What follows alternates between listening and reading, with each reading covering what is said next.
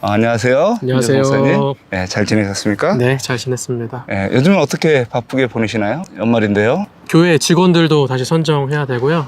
그래요? 또 최근에 또 장례식이 안타깝게도 많아서 그 장례식 때문에 또 많이 바빴던 한 주를 좀 보냈습니다. 그렇죠. 장례식이 있었죠. 네. 또 가까운 또 동기 목사님 네. 또 장례식도 있었고요. 다시 한번 내세에 대해서 생각하고 영생에 대해서 좀 생각을 많이 했던 시간이었던 것 같습니다. 예, 그렇습니까? 맞습니다. 기억절에도 이렇게 나와 있는데요. 사람이 만일 온 천하를 얻고도 제 목숨을 잃으면 무엇이 유익하리요? 사람이 무엇을 주고 제 목숨과 바꾸겠느냐라고 되어 있습니다. 네. 결국 사람은 죽죠. 인간의 그렇죠. 한계입니다.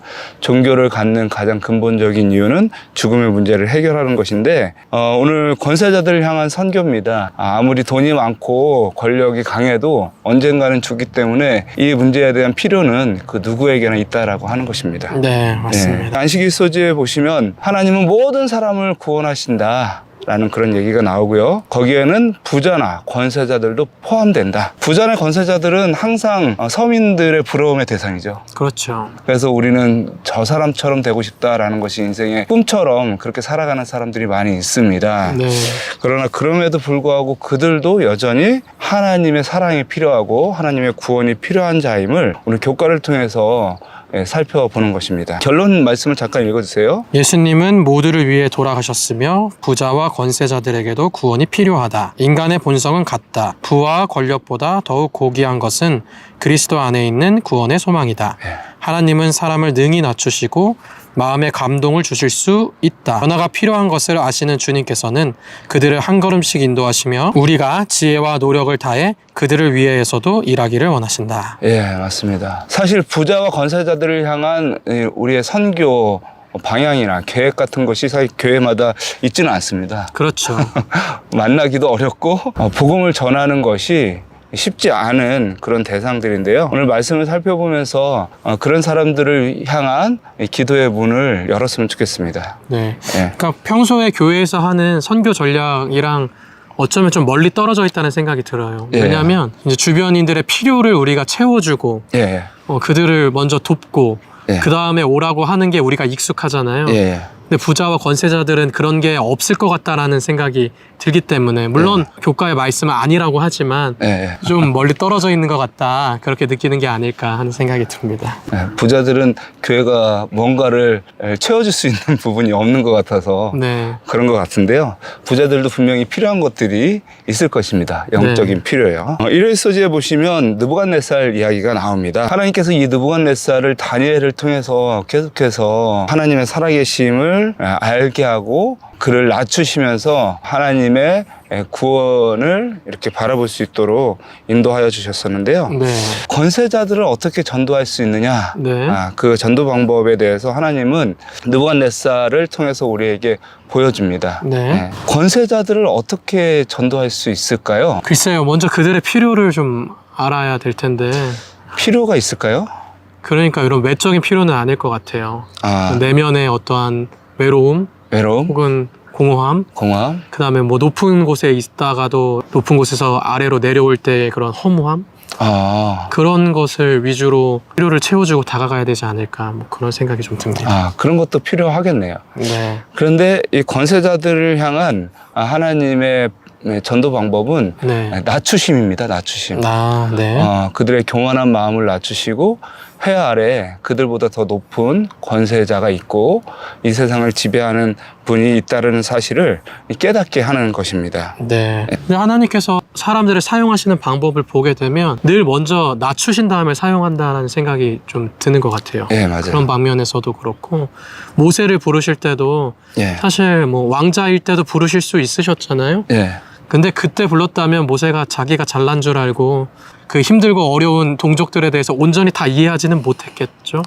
맞습니다. 그래서 먼저 낮추시고 그 다음에 사용하시는 것 같습니다. 근데 우리의 인생을 보면 때로는 그런 것 같아요. 나를 먼저 낮추시고 사용하신다라고 하는 걸 아는데 안 그랬으면 좋겠다는 생각이 좀 들거든요.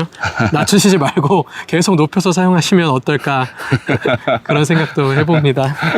낮아지는 것이 매우 이제 큰 고난과 시련을 당하는 것이기 때문에 당사자 입장에서는 상당히 어렵고 힘든 과정 중에 하나이지만 주님께서는 그렇게 낮추셔야만 또 우리를 제대로 사용할 수 있기 때문에 낮추시는 것 같습니다. 그렇죠. 낮추지 않으면 교만해서 자기가 잘났다고 생각하고 예. 하나님을 의지하지 아마 않을 겁니다. 예.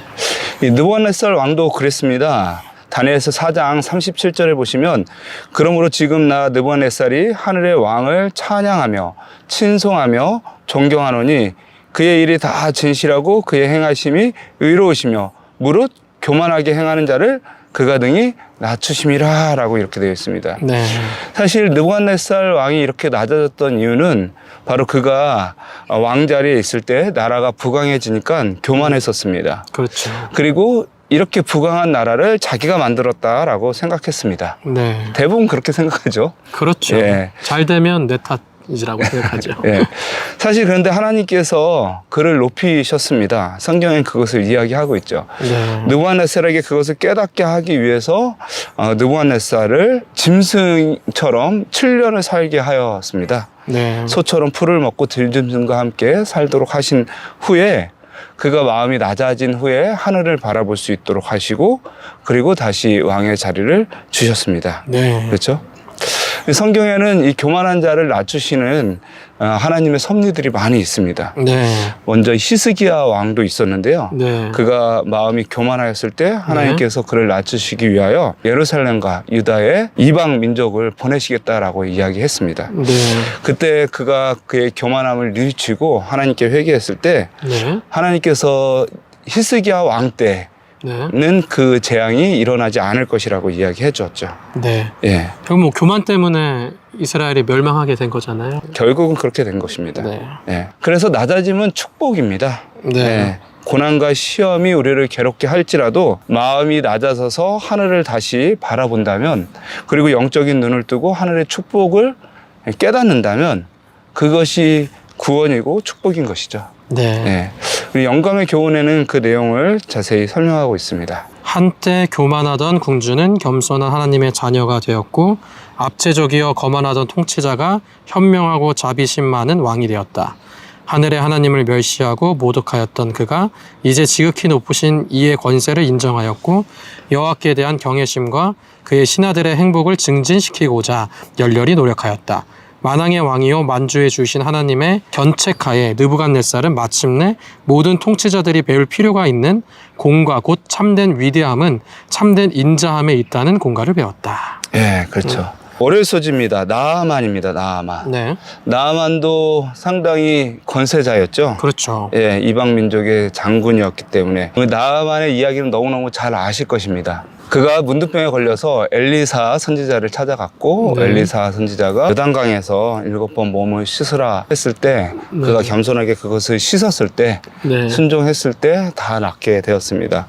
그가 나은 후에 하나님을 경험하게 되고 하나님의 살아계심을 인정하게 되면서 이제 하나님을 섬기겠다라고 약속을 하였습니다. 네.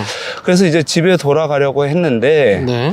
엘리사에게 두 가지 이야기를 해 주었습니다. 네. 첫 번째는 그가 이스라엘의 흙을 좀 가져가겠다. 네.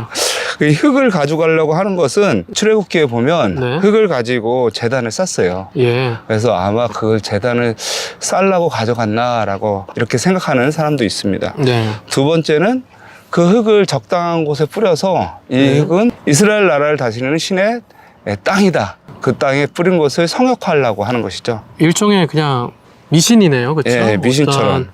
막 마술이나 이런 것처럼 예, 갖고 오면 거기에 어떤 능력이 있어서 예, 아니면 하나님께서 거기에 임재하실 거라고 하는 예. 그런 믿음이네요. 예, 맞습니다. 특별히 바벨론 포로 시기에도 예루살렘에서 바벨론으로 유대인들이 흙을 가져간 적도 있습니다. 네. 예, 그렇기 때문에 나아만도 아마 그렇게 한 것 같은데 사실 네. 이것은 미신적인 행위였습니다. 네, 네. 하나님은 무소부재하시고 어디든지 계시고 네. 또 우리 마음속에 진실한 마음이 있으면 그 네. 예배를 받으시는데 이것을 알지 못했었죠. 네. 예. 두 번째 요청도 있었죠. 두 번째 요청은 열왕기하 5장 18절에 보면 이렇게 돼 있네요. 곧 내 주인께서 림몬의 당에 들어가 거기서 숭배하며 내 손을 의지하심에 내가 림몬 당에게 몸을 굽히오나 내가 림몬당에게 해서 몸을 굽힐 때에 여호와께서 이 일에 대하여 당신의 종을 사유하시기를 원하나이다. 예. 되게 근데 말도 안 되는 이야기네요. 하나님 알았는데 그래도 돌아가서 다른 신한테 이렇게 몸을 굽힐 때에 어쩌면 좀 그냥 봐주십시오. 좀 용서해 주십시오. 예. 그런 이야기인 것 같아요. 예. 어쩌면 이 뭐 나아만 장군의 위치가 예. 이제 본국에 돌아가서 그러한 뭐 제사 이런 걸 할 때 빠질 수 없는 위치였겠죠. 그래서 뭐 이거 거듭 이렇게 반복하면서 내가 그곳에 가서 이렇게 할 수밖에 없지만 그럼에도 불구하고 좀 함께 해달라, 용서해달라 그렇게 얘기하는 것 같습니다. 어쩌면 오늘날 살아가는 많은 사람들의 그런 고민도 이런 게 아닐까 하는 생각도 들어요. 그러니까 하나님을 알고 그분에 대해서 인정하지만 내가 이거는 할 수밖에 없으니까 하나님 내가 요구하는 건 좀 봐주세요. 그렇게 하는 모습이 아닐까. 그렇죠. 근데 그게 사실 바람직한 모습은 아니잖아요. 하나님을 알게 됐다면 정말 자신의 십자가를 지고 하나님께 나아가야 되는 거죠. 그랬을 때 신앙의 삶을 살게 되는 거고, 그랬을 때 예수님과 멍에를 같이 매는 삶을 살게 되는 것이 아닐까 그런 생각이 듭니다. 그렇죠. 그럼에도 불구하고 교과는 이런 부분에 대해서 우리가 새 신자들이 이렇게 한 걸음 한 걸음씩 신앙을 하는 부분에 대해서 이해를 해야 된다라고 이야기하고 있습니다. 그래서 그들이 믿음이 자랄 때까지 기다리며 인도하시는 그 하나님의 섭리를 살펴보라라고 얘기하는 것이죠. 그러니까 옳은 건 아니지만은 그렇지만 한 영혼이 그리스도 안에서 장성한 분량까지 자라나게 도와주라는 거죠. 이렇게 비난하고 뭐 절대 안 되는데 왜 이렇게 하냐, 그건 믿음도 아니다 이렇게 하지 말고 올바른 길로 갈 수 있도록 북돋아주라, 그런 얘기 아니겠습니까? 마치 부모가 아이를 기를 때 아이가 기고 일어서고 걷고 말하고 이런 모든 것에 대해서 기다리면서 또 그 순간들을 귀엽게 봐주면서 또 행복해 하면서 아이를 기르는 것처럼 우리가 모든 신자들이, 초신자들이 왔을 때 하나하나 신앙을 배워가는 그 기쁨을 함께 기다리면서 응원해 줬으면 좋겠다라는 생각이 듭니다. 그게 엘리사는 나아만의 간청에 평안히 가라 라고 열왕기하 5장 19절에 이게 응답하거든요. 그것이 네가 하는 것이 옳다, 맞다 그런 것이 아니라 너가 이렇게 불안해하고 염려하는 거 알지만은 정말 하나님 안에서 진정한 평안을 누리길 원한다, 그런 말이었을 것입니다. 맞습니다. 영감의 교훈에 보면 식물이 자라는 소리도 없고 눈에 띄지도 않으나 끊임없이 계속하여 자라는 것처럼 그리스도인 생애의 발전도 그와 같다. 매 발전의 단계마다 우리의 생애가 완전하게 될 수 있다. 또한 우리에 대한 하나님의 목적이 성취되면 계속해서 발전이 있게 될 것이다. 성화는 일생을 통해 이루어야 할 사업이다. 우리가 기회를 많이 가질수록 우리의 경험은 넓어지고 우리의 지식도 증가한다. 우리는 책임질 만큼 강해지고 특권에 비해서 더욱 성숙해질 것이다. 이게 본교의 주석 내용이 중요한 것 같아요. 제가 이 부분을 본교의 주석은 어떻게 이야기하고 있는지 한번 읽어드리겠습니다. 그는 하나님에 대한 지식과 경배 속에서 행복과 평안을 찾아야 했다. 나아만은 갓 회심한 신자로 양심이 살아있는 사람이었기 때문에 새로 발견한 믿음에 매달린다면 그의 능력과 지혜가 자라날 것이었다. 하나님께서는 새 신자를 한 걸음씩 인도하시며 어떤 문제의 개선이 필요한 적절한 시기를 아신다. 이것이 영혼 구원을 위해 일하는 사람들이 늘 염두에 둬야 할 원칙이다. 맞습니다. 그러니까 하나님 안에서 평안을 누리고 사실 자라나는 것을 기다리고 도와줘야 되는 것 같습니다. 좋은 교훈입니다. 허율소지입니다. 학식이 있는 사람에게 전하기. 니고데모 이야기입니다. 니고데모는 우리가 너무너무 잘 아시죠? 학식이 있는 사람이었고 니고데모가 예수님을 찾아갔습니다. 그 이유는 무엇이었냐면 예수님이 하시는 모든 말씀과 그 능력이 신기했습니다. 니고데모가. 그의 마음을 깊이 감동을 시켰습니다. 근데 그럼에도 불구하고 그가 어두운 밤에 예수님을 찾아갔고 남들 모르게 찾아갔었습니다.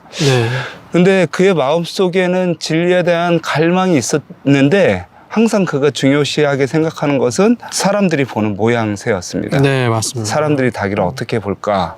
정말 이 사람이 맞는가? 그래서 예수님께 찾아갔을 때 예수님은 니고데모에게 영적인 필요, 내적인 필요에 대해서 분명하게 말씀해 주셨습니다. 니고데모도 자신뿐만 아니라 유대인들이 영성이 부족하다는 것을 알고 있었어요. 네. 그들이 세속적인 야심의 지배를 받고 있다는 사실을 알고 있었기 때문에 네.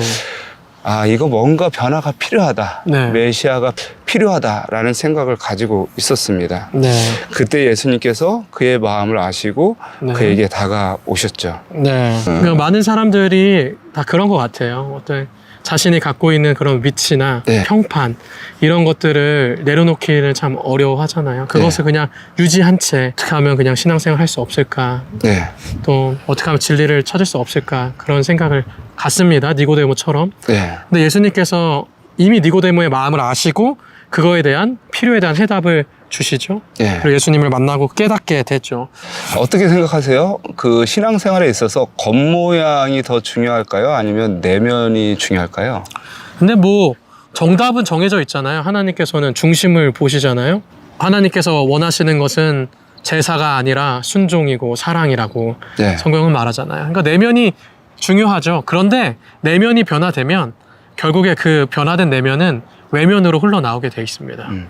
그러면은 만약에 내면이 네. 변화되지 않은 상태로 네. 신앙생활을 해서 네. 그 변화되지 않은 그런 모습들을 목사나 장로나 집사가 교회에서 나는 아직 변화되지 못했으니까는 네. 그대로 그냥 보여주면 네. 어떨까요? 마치 사춘기 청년들처럼. 그런 건 안 되는 것 같아요.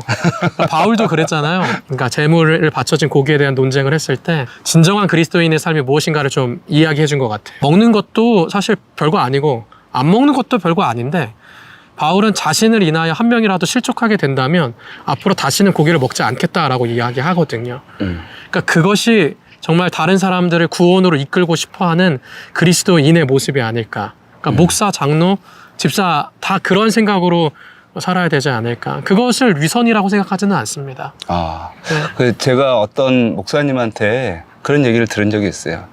제가 내면이 먼저 중요하다. 내 마음을 먼저 챙겨야지 마음의 평안도 있고 그래서 행복한 삶을 보여줄 수 있다라고 네. 얘기하니까 아, 지금은 내면을 챙길 때가 아니라고. 네. 먼저 내면이 좀 썩어 들어가도 내가 좀 힘들더라도 외적으로는 좋은 목사처럼 보이고 또 열심히 행동해야 된다라고 네. 그렇게 얘기를 하더라고요. 근데 대부분의 사람들이 네. 내면이 좀 힘들어도 네. 그렇게 사는 것 같아요. 맞아요. 겉으로 보여지는 것을 네. 중요시하게 생각하면서 살아가는 것 같습니다. 맞아요. 근데 언젠가 네. 내면이 변화되지 못하면 그거는 외적으로 드러나게 돼 있습니다. 숨길 수가 없다고 저는 생각합니다. 병이 나겠죠? 예. 그러니까 목회자들이 병이 많잖아요. 네. 아, 그건 뭐 스트레스죠. 네. 그러니까 뭐 저도 안 그러라는 법이 없는데 내면을 변화시키지 않으면 그러니까 어려운 것 같습니다. 내면을 변화시키는 게 오랜 시간 걸릴 수도 있잖아요. 저희가. 그렇죠. 그러니까는 이제 대부분의 사람들이 외적인 신앙생활을 먼저 하고 네. 내면은 좀 문제가 생겼을 때 네. 그때 좀 자신을 돌아보는 것 같은 생각이 듭니다. 네. 근데 니고데모의 경우도 마찬가지였어요. 그가 내면을 챙기지 못하고 있을 그때 예수님께 찾아와서서 네가 거듭나야 된다라고 말씀해 주셨습니다. 네. 그는 외적으로는 거의 완벽했던 사람이었거든요. 그렇죠. 네. 주님께서는 부자들도 이런 것들이 필요하다라고 이야기하고 있습니다. 네. 네, 가난한 사람이나 부자나 영적인 필요를 반드시 채워야 된다. 네. 언젠가는 채워서 그것에 대해서 온전히 하나님께로부터 오는 축복을 받아들여야지 네. 내면과 외적인 삶이 조화를 이룰 수 있다는 것을 이야기하고 있는 것 같습니다. 네, 수요 소지입니다. 부자를 향한 선교입니다. 이번에는 젊은 청년 관원과 네. 그다음에 삭개오 이야기를 비교해서 설명해 주고 있습니다. 네.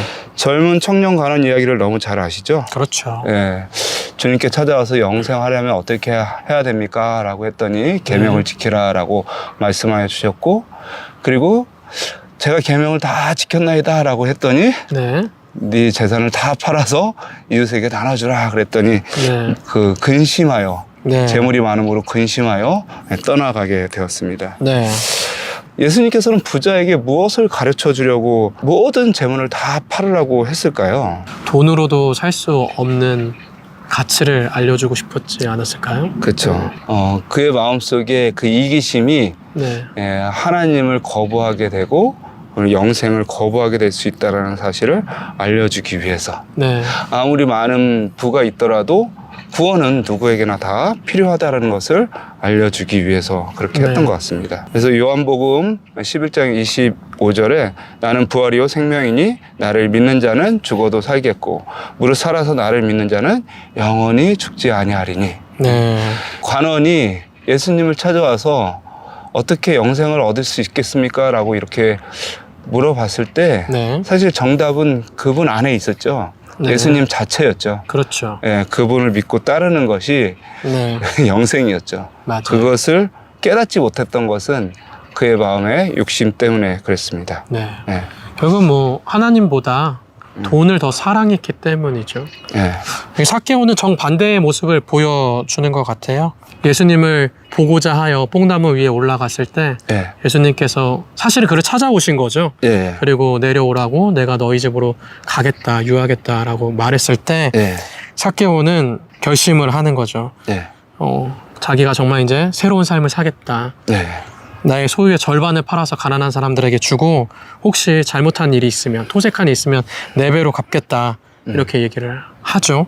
그때 예수님께서 이 사람의 집에 구원이 이르렀고 이도 아브라함의 자손이다 이렇게 얘기를 해주십니다. 그러니까 이 부자 법관과 삭개오는 근본적으로 차이가 있죠. 재물을 사랑하는가, 예수님보다 하나님보다 더 사랑하는가, 그렇지 않은가에 대한 차이인 것 같습니다. 맞습니다. 그래서 구원을 얻는데 삭개오는 재물이 전혀 문제가 되지 않는 삶을 살기로 결심을 한 거죠. 예, 사실 삭개오가 원래 예수님을 만나고 싶어 했습니다. 예, 자신의 삶을 변화시키고 싶었고요. 예. 그때 예수님께서 오셨고 그는 자신의 재물이 걸림돌이 되기를 원치 않았던 거죠. 예, 맞습니다. 예. 그래서 삭개오는 구원을 받을 수가 있게 된 것이죠. 네. 우리의 삶 속에서도 어떤 구원이나 영생보다 내가 더 사랑하는 것이 있다면 그것을 조금씩 버려가는 것이 되게 중요한 것 같습니다. 네. 예. 맞습니다.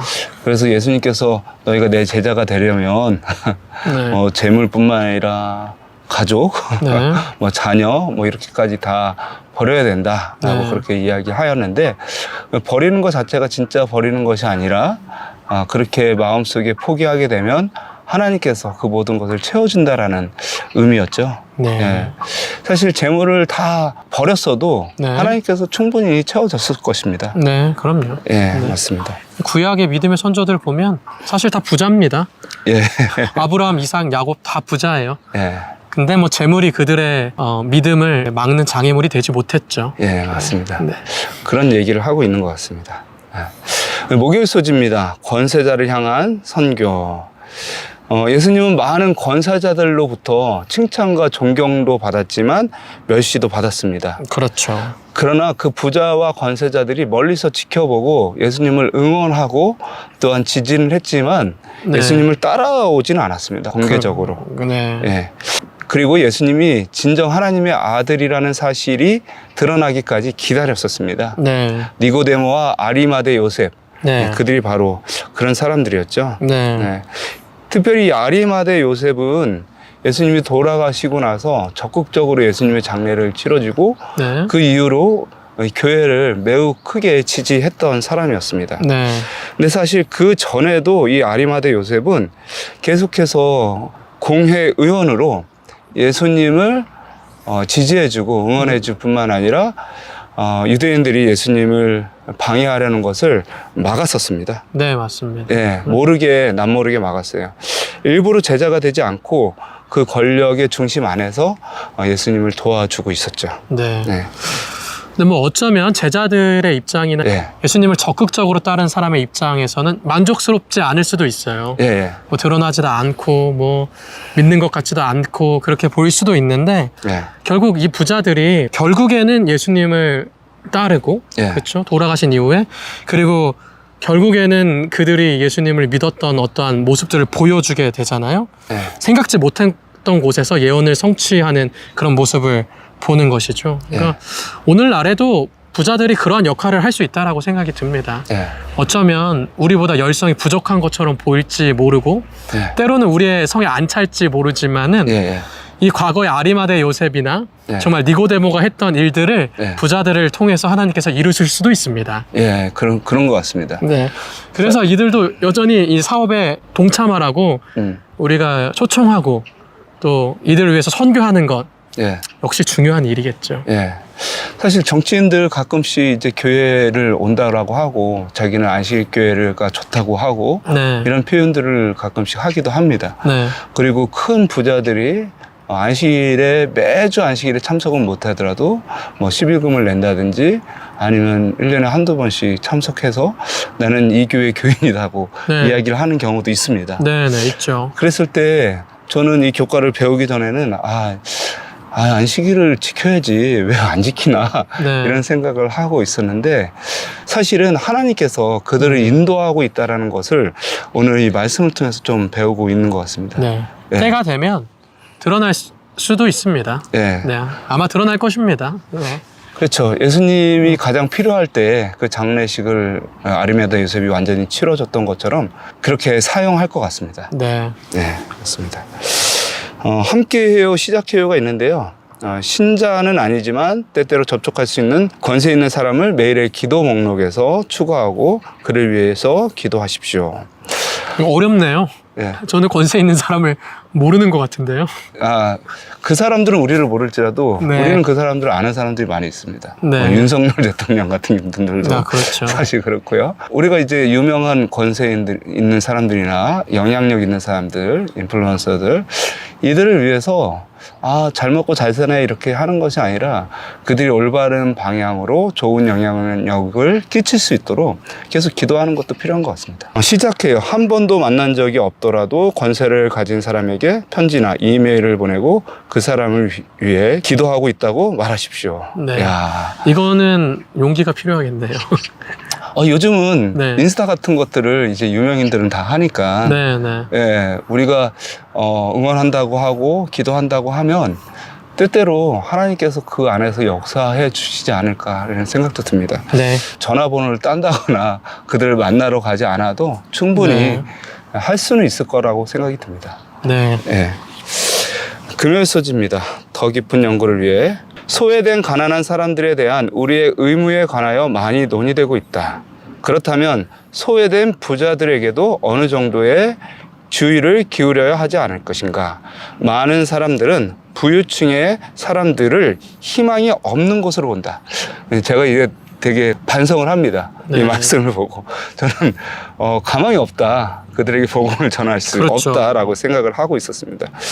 수많은 부자들이 영혼의 필요에 대한 아무런 경고를 받지 못한 채 무덤으로 들어갔다.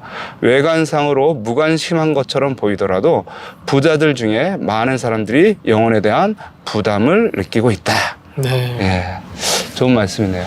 여러분들도 혹시 뭐 개인적으로 친분이 없는 유명인 권세자들 네. 일지라도 그들을 위해서 기도해주고 올바른 사회를 만들고 또한 올바른 가치관으로 살아갈 수 있도록 특별히 또 하나님을 믿는 신앙 안으로 들어올 수 있도록 그렇게 기도를 해준다면 하나님께서 언제 어떻게 우리를 사용하시고 또 역사하실 줄 모르겠습니다. 네.